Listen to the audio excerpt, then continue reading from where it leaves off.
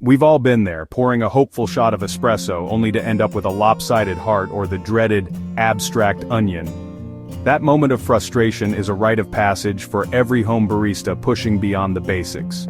You know the fundamentals, you've watched the videos, and you've poured hundreds of cups, but your art still looks messy compared to the crisp rosettas at your favorite cafe.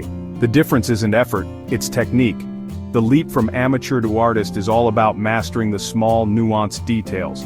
The good news? This plateau isn't a wall, it's a doorway. Breaking through doesn't require magic, just a shift in approach, intention, precision, and understanding the physics of milk and motion. Today we'll focus on the micro-adjustments that transform abstract blobs into sharp, symmetrical rosettas. We're not rehashing beginner tips, we're elevating your skills. We'll break the process into 3 elite stages, each designed to take you from inconsistent to consistently beautiful pours. This is your masterclass. Let's leave the abstract onions behind and start pouring latte art that truly impresses.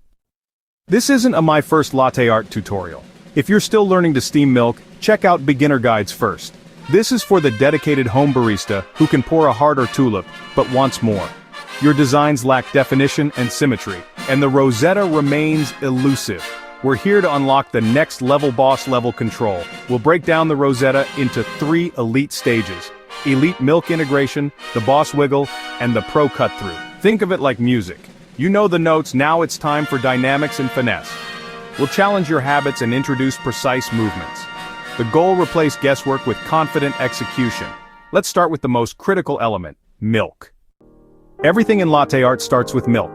Even perfect wrist action can't save you if your milk isn't right. Elite milk integration means more than frothing. It's about creating the perfect medium. Use fresh, cold, whole milk for stable, workable foam. Always purge your steam wand to avoid watering down your milk. Fill your pitcher just below the spout for control. Start with cold milk for a longer texturing window. Aim for 60-65 degrees Celsius, 140-150 degrees Fahrenheit. Use a thermometer for precision. Your goal: a single, glossy, paint-like liquid, no bubbles, no clumps. This texture lets milk flow predictably and sit atop the crema, making your art pop. Without elite milk, the rest is impossible. Make this foundation flawless. With cold, whole milk ready, it's time for precision steaming. Submerge the steam wand just below the surface, slightly off-center to create a vortex. Full power is key, don't be timid. Start with a quick tis-tis sound to aerate, expanding the milk by 20-30%. Don't over-aerate, you want microfoam, not stiff froth. Once aerated, submerge the wand deeper to focus on texturing. Keep the vortex spinning until the pitcher is too hot to touch, your cue for the right temperature. Turn off the wand, wipe, and purge. The milk should look like glossy wet paint. Mastering this dance of aeration and texturing is your first major hurdle. Steaming's done, but your prep isn't. Tap the pitcher firmly to pop any large bubbles. Swirl the milk gently to keep foam and liquid integrated. Don't let it separate. Keep swirling until you're ready to pour. For your canvas, start pouring from 10-15 centimeters above the cup, aiming for a thin, steady stream into the center. This high pour lets milk mix with espresso, creating a uniform caramel base. Fill the cup halfway to 2/3. This is your canvas. Don't start your art too early or the design will sink. A stable, integrated base lets your pattern float and pop. Master tap, swirl, and pour, and you've nailed elite milk integration. Now you're ready for the art. Let's move to the next stage. With your canvas set, it's time for the boss. Wiggle the motion that creates the rosetta's leaves. Bring the pitcher spout as close as possible to the coffee's surface, millimeters away. Increase your flow slightly as you lower the pitcher. This blooms the first white dot. Start the wiggle, a rapid, subtle side-to-side wrist motion, not from your arm. Simultaneously, pull the pitcher slowly backward.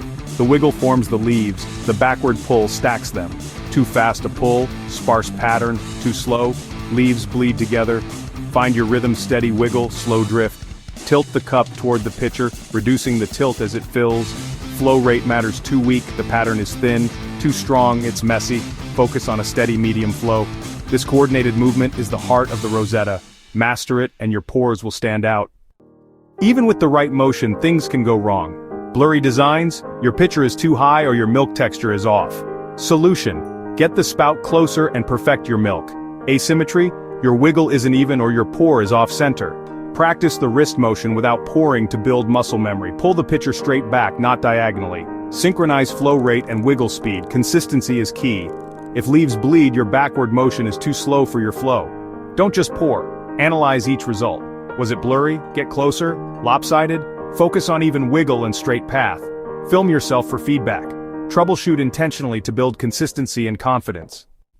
You've stacked your leaves, now for the final stroke, the pro cut through. As you finish the wiggle, stop side-to-side motion and lift the pitcher higher. Reduce flow to a thin, slow stream. Move the pitcher forward in a straight line through the center of your pattern. This delicate line pulls the leaves into a heart and forms the Rosetta's stem. Confidence is key. Commit to a smooth, steady motion. Too fast or too low, you'll get a thick, clumsy line. Practice this flourish, it's the mark of professional control. Mastering the cut-through completes your Rosetta. Let's recap. A perfect Rosetta is built on 3 pillars. First, elite milk integration, cold, whole milk, purged wand, glossy microfoam, and a flawless canvas. Second, the Boss Wiggle close spout, controlled flow, rhythmic wrist, and steady backward pull. Troubleshoot for symmetry and sharpness. Third, the Pro cut through. Stop the wiggle, lift the pitcher, slow the flow, and draw a confident line. Each stage builds on the last. Fail at one, and the next can't succeed. Diagnose your weaknesses by breaking down the process. Focus on each stage and your Rosettas will improve exponentially. You now have the blueprint. The path from abstract onion to boss-level Rosetta is clear, deliberate practice and deep technique. Start with elite milk integration. Perfect your medium. Master the boss wiggle. Control proximity, flow and movement. Nail the pro cut through, the final confident stroke. Don't just pour endlessly. Practice with intention. Focus on one variable at a time. Milk texture, spout proximity, wiggle symmetry. Analyze, adjust, and refine. Progress comes from small, focused improvements. Frustration is part of the process, but now you can diagnose and fix issues. Experiment, celebrate progress, and own your craft. Leave the plateau behind and pour Rosettas that impress. Your journey to latte art mastery starts now.